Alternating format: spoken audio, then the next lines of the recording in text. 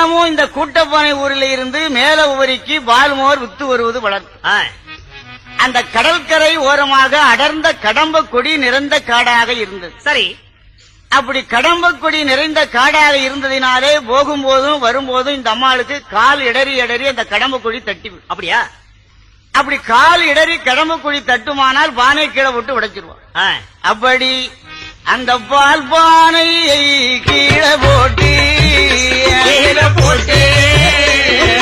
பாவையாவள் உடைத்த போது பால் பானையை கீழே போட்டு அந்த பாவையாவள் உடைத்திடுவா.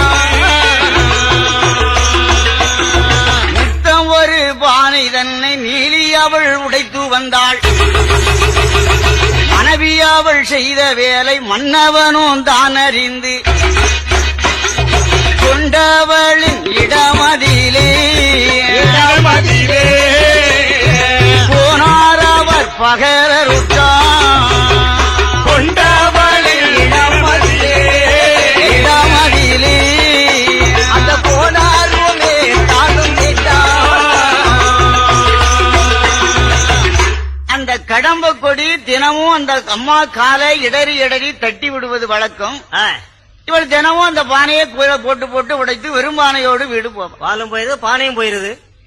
அந்த பால் வித்த காசை எங்கே எங்கே என்று கோனார் வேற துன்புறுத்தி வந்து. சரி, ஏண்டி என்ன தினமும் வெறுங்கையோடு வருகிறாயே, பாலும் இல்ல, பால் வித்த பானையும் இல்ல, பணமும் இல்ல, எங்க போச்சு? என்னடி காரணம்? விவரத்தை சொல்லடி. சுவாமி, தினமும் நான் கடற்கரை ஓரமாக மேல ஊர் போகும்போது ஒரே இடத்திலே அந்த ஒரே கடம்ப கொடி என் காலை தட்டி தட்டி விட்டுறது. நான் கீழே போட்டு உடைச்சிட்டு வந்துருந்தேன். அப்படியா? அந்த மாயம் என்னவென்று அடியாளுக்கு புரியவில்லை என்று உள்ளதை கணவனிடத்திலே உரைத்தாள். ஆனால் அந்த கோனார் நம்பவில்லை. ஏண்டி கதை விடுறியா? என்கிட்ட அதிகாரம் பண்றாரு. என்ன சொல்ற? ஒரே இடத்திலே ஒரே கொடியா தட்டுது, கொண்டா காட்டு. ஒரு நாள் 2 நாளா என்று அந்த கடம்ப கொடி இருக்க போய்த்தானே உன் காலை தட்டுது. பாலியாவர் ரொம்ப போகுது, இன்னைக்கு தூரோடு தோண்டி அதை எடுத்துருவோம் என்று மனைவி அழைத்துக் கொண்டு கம்பி மண்வெட்டி கடப்பாறையோடு அவன் வருகிறான். அவரு கோபம். மண்வெட்டியை கையில எடுத்து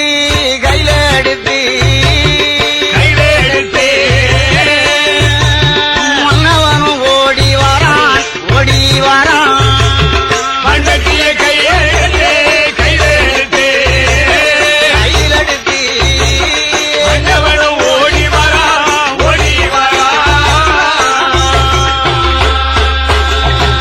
கணவனும் மனைவியாகி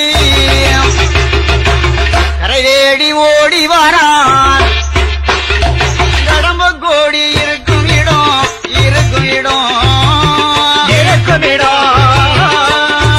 அவர்களுடனே வாரபோது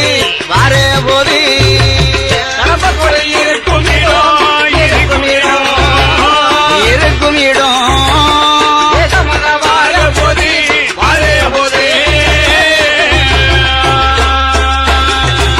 மண்வெட்டியும் கடப்பாறை எடுத்துக்கொண்டு கணவன் மனைவியுமாக வேக வேகமாக கடம்பக்குடி இருக்கும் இடத்தை தேடி ஓடி வந்தார்கள். ஆமையா, அடியே உன் காலை தட்டி விட்ட கடம்ப கொடிய காட்டு எங்க இருக்கின்றது சொல்லு.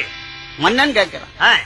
அந்த மனைவியோ அழுத கண்ணும் சிந்தையுமாக, தெய்வமே இந்த இடத்துல தான் தினமும் இதே இடம் தான், வேற இடம் இல்லை. அப்படி எங்க இருக்கின்றதா? தினமும் ஒரு இடத்துல போட்டு உடைச்சா விதிவசம், ஒரே இடத்துலதான் தட்டி விடுது. இது என்ன மாயம் என்று புரியவில்லை என்று அந்த அம்மா உள்ளதை சொன்ன. சரி, இவன் என்ன பண்ணான்? கோபத்தோடும் வேகத்தோடும் அந்த குழியோடு தோண்டி அதை கருவெடுக்க வேணும் என்று, கடம்ப கொடியின் கருவெடுக்க வேணும் என்று கடப்பாறை மண்வெட்டியினால் மண்ணை தோண்டுகின்றான் கோனும். அந்த மண்வெட்டியார மண்ணை வெட்டி தோண்டுகிறான். கருவோடு கடம்ப கொடி எடுக்க வேணும் என்று. அப்படி அங்க என்ன ஆனது? என்னையா? மண்வெட்டியால் வெட்டும் வேளை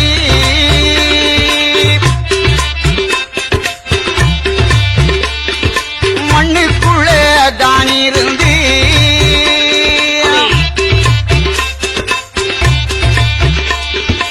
ஊதிரமாக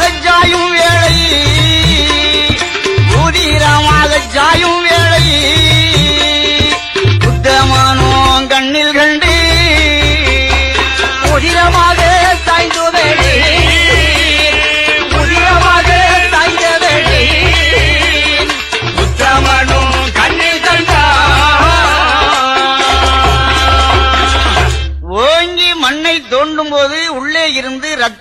வெள்ளம் பெருக்கெடுத்து ஓடி வந்தது. ஆஹா. குதிரை வெள்ளத்தை கண்டவுடனே மனம் பயந்து திடுக்கிட்டான் ராமக்கோன். நடுங்கி விட்டார். அந்த இடத்திலே ஒரு அடியாருந்த மரத்தை போலே அலறியாவன் சாய்ந்து விட்டான். அடியாருந்த மரத்தை போலே அலறியாவன் சாய்ந்து விட்டான். வேறருந்த மரத்தை போல விழுந்திட்டான புவியதியில பூஜாகி கீழ் விழுந்தான். புவியதியில ராமக்கோனும் மன்னவனும் விழுந்த போது மனைவி அவள் தேற்றுகின்றான். விழுந்த போது மனைவி அவள் மூச்சாகி வேறறிந்த மரம் போலே கீழே சாய்ந்து விட்டான் கணவன். கணவன் சாய்ந்தவுடனே இந்த அம்மா கதறி பதறி கணவனை தூக்கி பார்க்கிறாள். சரி.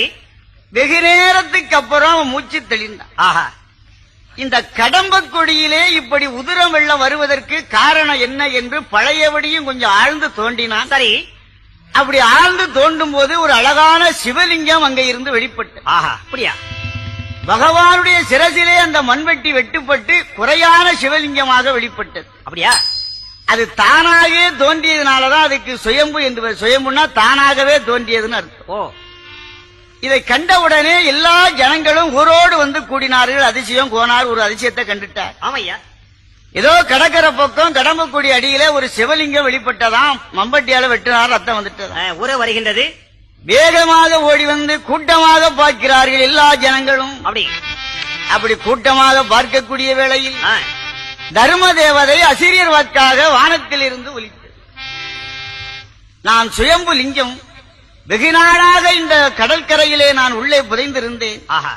என்னுடைய உண்மையான அன்பனினாலே வெளிப்பட வேண்டும் நினைத்தேன். இப்ப நான் வெளிப்பட்டு விட்டேன். அப்படியா? என்னை கடற்கரை ஓரமாக எடுத்து வழிபாடு செய்யக்கூடியவர்களுக்கு சகல நன்மைகளும் வந்து சேரும் என்று அசிரியர் வாக்கு ஒலி. சவால். அப்படி அசிரியர் வாக்கு ஒலித்தவுடனே எல்லாம் ஒன்று சேர்ந்து அந்த லிங்கத்தை கடற்கரை ஓரமாக எடுத்து அதை பிரசித்தி பண்ணினார்கள். அப்படி அக்காலத்திலே இப்படி மண்டபங்கள் எல்லாம் இல்லை. கருவறை கிடையாது, மண்டபம் கிடையாது. அப்படியா? தகுதிக்கு தகுந்தபடி சரி. ஒரு தென்னை ஓலை குடிசையிட்டு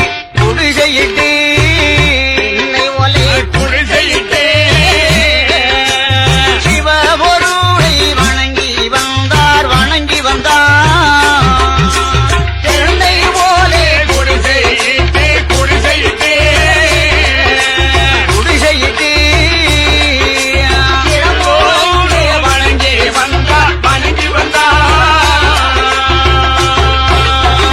வனவோலையில் பந்தலிட்டு பராமனையும் வணங்கி வந்தார்.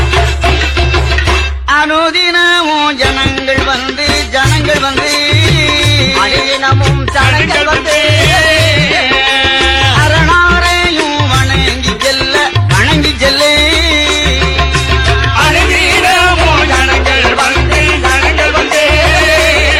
அந்த ஜனங்கள் வந்து அந்த அரணாரையும் வணங்கி செல்ல அப்படி ஒரு தென்னை ஓலையினாலே குடிசை அமைத்து வன ஓலையினாலே பந்தலிட்டு ஆமையா பகவானே எல்லோரும் கூடி ஒரு மனதோடு வழிபாடு செய்தார். அப்படி சிவ வழிபாடு செய்ததினாலே கொஞ்சம் கொஞ்சமாக சுயம்பனுடைய விளம்பரம் கொஞ்சம் கொஞ்சமாக அப்படியே பரவியது. ஆஹா. பக்கத்துல இடையங்குடி தெரிந்து, சரி, தேசியன்மலை தெரிந்து, ஆமையா, சாத்தாங்குளம் வரைக்கும். அப்படி ஒவ்வொரு ஊர்களாக பரவிய உடனே குழந்தை இல்லாதவர்களுக்கு பகவான் குழந்தை வரம் கொடுத்தார். ஆஹா, என்ன கருணை! நோய்வாய்ப்பட்டவர்களுக்கு, வேய்வாய்ப்பட்டவர்களுக்கு, வஞ்சன சூனியம், இப்படி கஷ்டப்பட்ட மக்களுக்கு யார் யார் என்ன என்ன நினைத்து வருகின்றார்களோ நினைத்த காரியம் நிறைவேறிய. சபாஷ்.